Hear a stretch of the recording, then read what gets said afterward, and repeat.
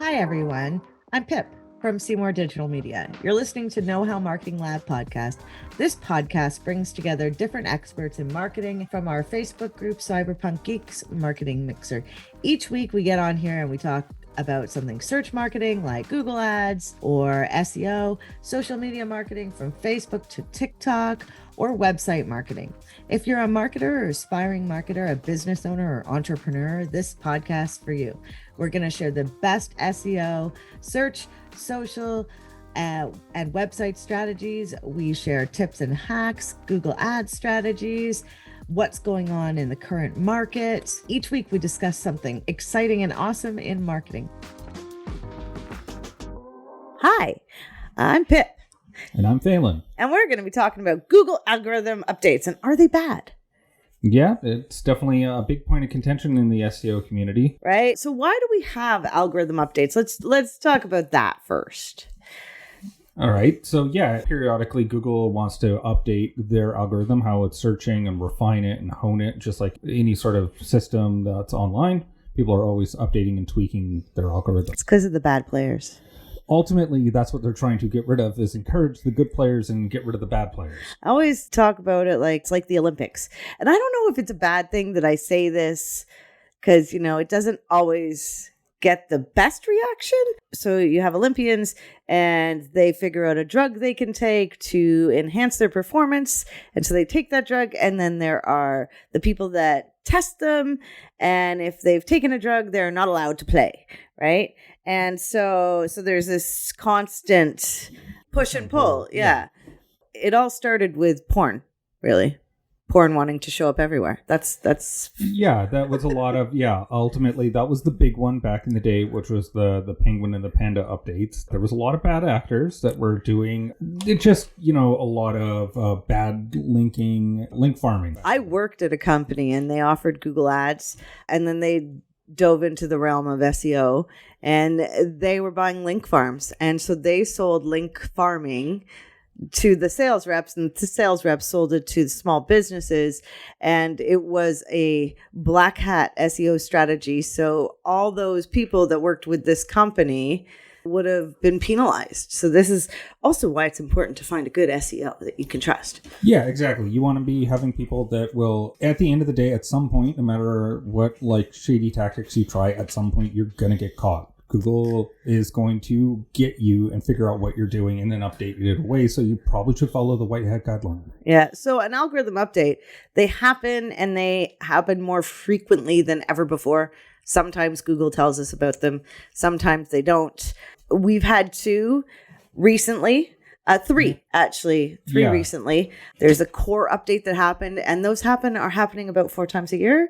Yeah, every quarter, give or take. Yeah, and then there was the core update. There was a products update, and there was a good content update. Yeah, lots of changes. But so the question is, are they bad? The answer is it depends. Yeah, it's really, the question is not are they bad, it's who are they bad for, and is there collateral damage, right? So some people that may get caught up, and they're a minority of a population, but it's still, they get affected by the algorithm update. Right. I remember when I started out in Google Ads, when I moved to online sales as a sales rep, and I heard about a guy who owned a shoe store. And he sold red shoes, and he showed up at the top of Google. And then there was an update, and he ended up on page 99, and he was all mad at Google, and I think it's the same as, like a passport. It's a privilege, not a right. Yeah. It's certainly one where we all have to play by Google's rules, no matter what we like about that or not. And whether they're accountable or not, that's just the reality of the situation we're in. And so you do have to play by their rules. And they don't tell you the rules. They don't tell you the rules, and they don't always tell you that they're doing algorithm updates. One of the interesting places to go check out, I believe it's Moz, has a history of every core update. Yeah. Or you can change your browser search to the last year, last month, and you'll see the latest information on other sites as well. Yeah. And the Moz one's interesting as well because it has unofficial Google core updates. Or so there's like ones that they may have just, released, but they didn't make a big, pronouncement like this is the product review update. And then, there's been a couple of those this year, haven't there? Yeah. Yeah, generally, and a lot of them have been going after the affiliate marketing space because they've been doing a lot of, part of Google's terms of services, you're not allowed to be a gateway site, meaning that you rank, you get to number one, someone clicks on it, and then they go to a different website. Oh, Google, yeah, the rent and rank. It's kind of like rent and rank. It's very much the vibe of that, and they have their name for it is gateway websites. Gateway pages. There's also those. Want to know more about SEO? We've got a class for that. Our mission is to educate students about the right tools, techniques, and strategies to grow their businesses using the most up-to-date search engine marketing optimization techniques and tools. Find out more at knowhowmarketinglab.com. Yeah, and so the idea is that you definitely want to be, you want to have people stay on the website for a meaningful amount of time. So if it's a blog post where it's like top 3 camper vans for 2022, and then you would ostensibly want them to spend a while on there before they click off. If they just click away right away, then Google uses that as an indicator that you're being a bad website. Well, you didn't find what you were looking for, which is interesting with the one-page websites, right? That's why generally nobody recommends a one-page website, because you leave. I mean, I guess they do measure time on page. So there are a lot of things that come into play with an algorithm update, right?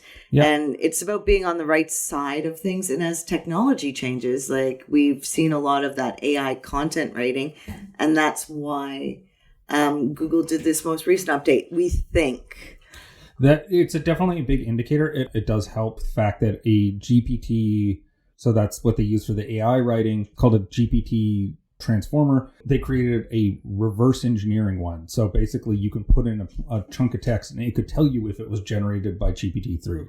Now, I wouldn't say don't use an AI text writer, but use it to help you, inspire you to write. Don't just use it and that's it. Yeah, right? It's definitely good. The AI writers don't become dependent on them, but they're definitely good for getting rid of that blank page syndrome.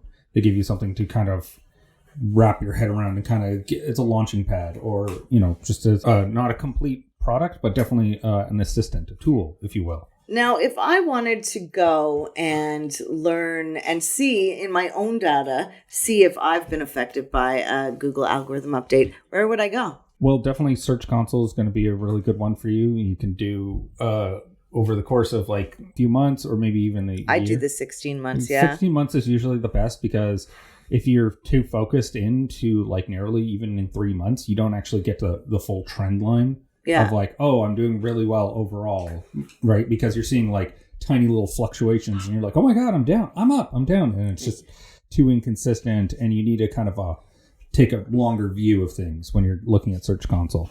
Right. And I mean, it's really interesting to show people this, because you can see like on ours, it kind of goes up and then goes down and then goes back up. And so I could tell you the different algorithm updates, like where the core update happened and where the content update happened. And which is very exciting to show people. Now, that being said, working in the SEO industry, some of our clients have been affected poorly because they don't have enough money to get their site straightened out all at once. Yeah, there's definitely, or they're doing something that they shouldn't be, keyword stuffing titles, stuff like that. And we advise them like, hey, this is a really bad idea. You should really not do this. And then, something bad happens to them. And then all of a sudden they're coming to us and saying, why didn't you do this? Yeah, why didn't we fix this problem? And then we say, that's one of those situations where you just sort of have to put your hands up in the air and just be like, we had this conversation. Yeah, the best practice is, do you implement them even though the client says no? The answer, I think, is no. And I guess I'll see you next time. We'll see you next time. Yeah, see you then. Bye.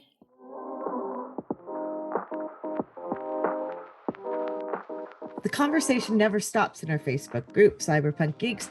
Join us at facebook.com/groups/cyberpunk geeks to ask your questions, meet new friends, and learn even more about search, social, and websites.